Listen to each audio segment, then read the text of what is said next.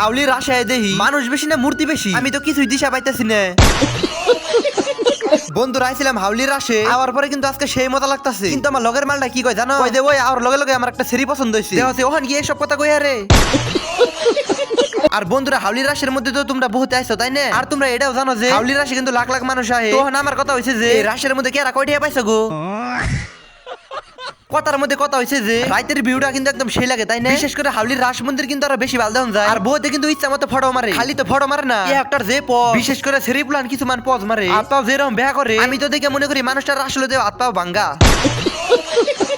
এক কথা বলতে গেলে আজকে কিন্তু ভালোই মানুষ হয়েছে, আর সবাই কিন্তু যার যার মতো ঘোরাঘুরি করতেছে। হাসা কথা বলতে গেলে সৌন্দর্য পরিবেশের সৌন্দর্য ভিউ তো আমার কাছে আর পরে কিন্তু খারাপ আর লাগে নাই। তো আজকে হাউলির রাশায় আমার কাছে খুবই ভালো লাগছে। তারপর আমি সামনে দেখতে পেলাম সুন্দর করে মূর্তিগুলো সাজায় রাখছে, আর বহুতে আয় কিন্তু চোখ লাগাই দেখতাছে, দেখতে কিন্তু বন্ধুরা খুবই ভালো লাগে। যারা আইছিলে তারা তো দেখছো, ওই বন্ধুরা হাউলির রাশে কেরা কেরা আইছিলা কমেন্ট করে কিন্তু কই আমার কবার মনে আসল না। বন্ধুরা আমি কিন্তু সুন্দর করে খারিয়ে মূর্তি দেখতাছি, একটা তুমি হাসা কথা কই মুখি কই দিলে খালি আমি মূর্তি দেখতাছি না সেরি বুলানো দেখতাছি।